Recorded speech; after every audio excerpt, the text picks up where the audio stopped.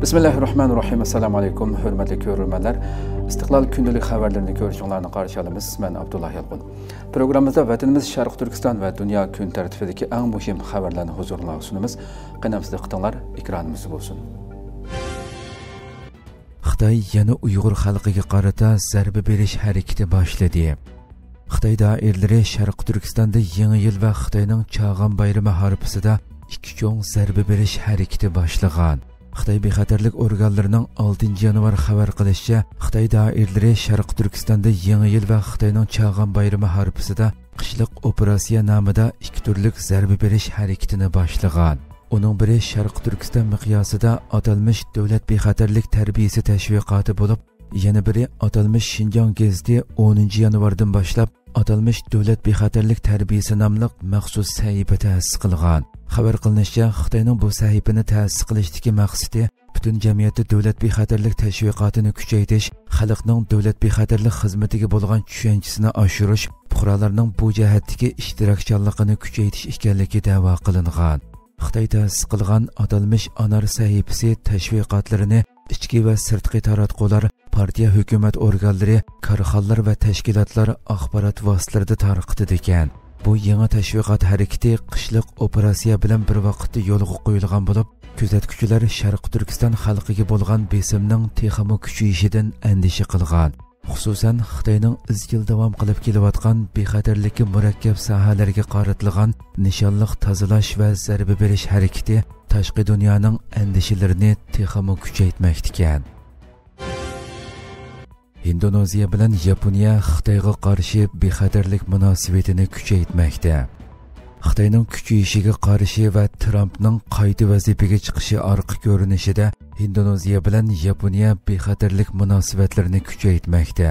Nikkei Asiya to'rining 11 yanvar xabar qilishicha, Indoneziya bilan Yaponiya Xitoyning dengiz kengaymichiligiga bo'lgan andisi va yangi Amerika hukumatining bu rayonga bo'lgan besimiga taqobil turish uchun bexatarlik hamkorligini kuchaytirish to'g'risida kelishim hosil qilgan. Bildirilishicha, tunji qatimliq yuqori darajalik yig'inda Indoneziya prezidenti Prabowo Subianto bilan Yaponiya bosh vaziri Ishiba Shigoro davlat mudofaa hamkorligi, jumladan yordam va diplomatiya ham davlat mudofaa xodimlari o'rtasida qarorlik echildigan ikki taraflik yig'in qatorliqlarni muzokara qilgan. Indoneziya prezidenti Prabowo muzokara yig'inida Indoneziyaning barliq davlatlar bilan tangpung munosabat saqlash istikini ta'kidlagan. Ishiba bo'lsa, Yaponiyaning Janubiy Sharqiy Osiyoga bo'lgan mas'uliyati va majburiyatini bildirgan. Buningdan sirt, Yaponiya yana Xitoyning bu rayondagi ta'sirining kuchayishiga taqobil turish uchun Indoneziyaning asosiy qurilish turlariga moliya yordami qiladiganligini jakarlagan. Hindiston Talibanni o'ziga tortmoqda. Al Jazeera to'rining 11 yanvar xabar qilishicha, yaqinda Hindiston tashqi ishlar ministri Vikram Misri bilan Talibanning vaqtliq tashqi ishlar ministri Amirxon Muttaqi Dubayda uchrashgan bo'lib, Hindistonning Afg'onistonning yangi rahbarligi bilan munosabatida muhim qadam bosganligini ko'rsatgan. Bu ikki davlat munosabatining asta-asta yaxshilanishiga 1 yil bo'lgandan keyin Hindiston bilan Talibanning tunji qatimliq yuqori darajalik suhbati bo'lgan. Hindiston oldingi 20 yil ichida Afg'onistonni qayta qurishga 3 milliard dollardan ortiq mablag' solgan bo'lib, bu qatimgi suhbatda rayon taraqqiyoti, savdo va ijtimoiy yordam hamkorligi muzokara qilingan. Shundaqla taraqqiyot turlarini qayta boshlash mumkinchiligiga ishorat qilingan. Tahlilchilarning qarashicha, bu qatimliq ikki tarafning uchrashishi bo'libmi Taliban bilan Pokiston o'rtasidagi keskin munosabat orqa ko'rinishida jo'grafiyalik siyosiy reallikning o'zgarganligini aks ettirgan. Garchi bundaq aloqalar ilgari bo'lgan bo'lsa-mu, mutaxassislar boshqa davlatlar bilan selishtirganda Hindistonning Taliban bilan bo'lgan munosabatida yanada orliq saqlashi haqida ogohlantirgan. Buningdan boshqa, Hindiston Afg'onistonning muqimsiz siyosiy vaziyatini nazarda tutgan holda o'zining strategik manfaati bilan Talibanning idora qilish realligi o'rtasida tangpunglikni saqlashi kerak ekan. Shundaqla Hindiston Afg'oniston jamiyatini tushunishga texmo ko'p mablag' selishi va har qaysi guruhlar bilan bo'lgan munosabatni unumli bartaraf qilishi kerak ekan. Xi Jinping hokimiyat beshiga chiqqandan keyin chet elga qochquchilarning soni shiddat bilan oshgan. kishilik huquqni qo'g'dug'uchi tashkilotining BDT musofirlar ishxonasining sonliq ma'lumotlariga asoslanib ko'rsatishicha 2024 yili Xitoydan panohlik tilayotganlarning soni 17 mingdan oshib, yana Xitoy virusidan burungi 2019 yildagidan 169% oshgan. Xi Jinping 2012 yili hokimiyat beshiga chiqqandan tortib 2024 yilgacha Xitoydan qaytib chiqib chet elda panohlik tilayotganlarning umumiy soni 116 mingga yaqinlashgan. Markaziy axborot agentligining 11 yanvar xabar qilishicha, kishilik huquqni qo'g'dug'uchi tashkilotining to'r betida yaqinda e'lon qilingan uchurlarga asoslanganda yuqorqi sonlardan sirt o'tgan 2 yilda axborot vositalari Xitoydan qaytish voqealarini xabar qilgan bo'lib, bularning ko'pinchisi oxirida panohlik tilayotganlarga aylangan. Ammo bu panohlanuvchilarning ba'zilari Xitoy bilan do'stona munosabatdagi hukumatlar tomonidan majburiy holda Xitoyga qaytarib etilgan. Xabarlarda nurg'un kishilar kishilik huquq qo'g'dug'uchilarining hikoyalariga diqqat qilgan. Yana ba'zilari oddiy Xitoy fuqarolarining qanday qilib panohlik tilash uchun qaytishni tanlaganligidagi o'zgarishlarni tasvirlagan. Kishilik huquqni qo'g'dug'uchi tashkilotining tilg'ilishicha, bu xabarlar yakka-yagona voqealar emas bo'lib, BDT musofirlar ishxonasining sonliq ma'lumotlari va bu tashkilotning ilgari e'lon qilganlariga asoslanganda bu bir xil yuzlanishning ifodasi bo'lib, bu yuzlanish Xi Jinping hokimiyat beshiga chiqqandan keyin boshlangan.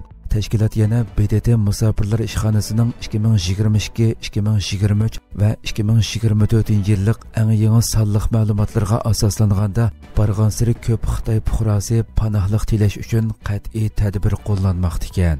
BDT musofirlar ishxonasining mo'ljariga asosan 2024 yili Xitoydan chet eldan panohlik tilayotganlarning soni 176,239 ga yetib, bir yillik tarixiy yuqori pallaga chiqadiganligini ko'rsatgan. Bu son Xitoy virusidan burungi 2019 yildagidan 169% oshgan. Dokladda bildirilishicha, Xi Jinping 2012 yili hokimiyat beshiga chiqqandan 2024 yilgacha Xitoydan qaytib chet eldan panohlik tilayotganlarning umumiy soni 1,158,739 ga yetgan. Markaziy axborot agentligi kishilik huquqni qo'g'dug'uchining sonliq ma'lumotlarini tahlil qilgan natijaga asosan Xitoydan qaytib chet eldan panohlik tilayotganlar orasida Amerika yanada eng yaxshi ko'riladigan tanlash bo'lib, 2021 yili panohlik tilayotganlarning soni 88,722 ga yetgan. Ikkinchi o'rinda Avstraliya bo'lib, Kanada, Braziliya, Koreya va Angliyadami minglagan Xitoy panohlik tilayotganlar bor ekan. Amerikada davomlashayotgan o't ofatida o'lganlarning soni 16 ga o'rladi. Amerikaning Los Angeles shahri va atrofida kunlardan biri davomlashayotgan o't ofatida qazo qilganlarning soni 16 ga o'rladi. Los Angeles rayonlik adliya tibbiy instituti o't ofatida hayotidan ayrilganlarning soniga aloqador yangi uchurlarni e'lon qildi. Bayonotda Palisades va Eton rayonlarida davomlashayotgan o't ofatlarida o'lganlarning sonining 16 ga ko'tarilganligi qayd qilingan bo'lib, Etondagi o't ofatida 11, Palisadesdagi o't ofatida 5 kishining qazo qilganligi bildirildi. Los Angelesning har qaysi rayonlarida 7 yanvar kechda boshlangan va kuchli shamol sababidan tez tarqalgan o't ofatlarida hozirgacha 12 mingdan ortiq qurilish buzilgan yoki ishlatilgisiz holga kelib qolgan.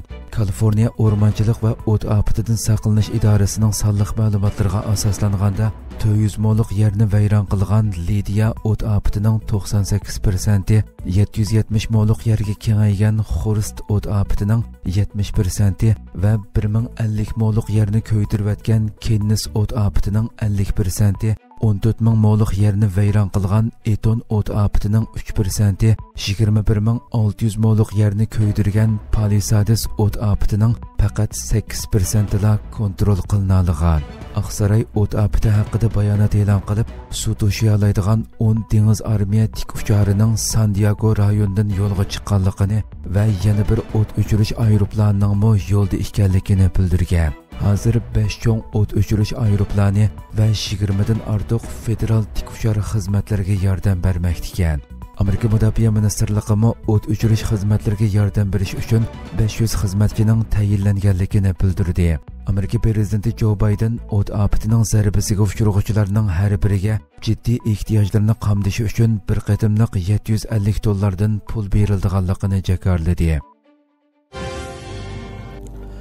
Hürmetli görürmelerimiz, şuna qilib bugungi xabarlarimiz mush yerda oxirlashdi. Inshaalloh atiki programmada ko'rishguncha aman bo'linglar. Assalomu alaykum va rahmatulloh.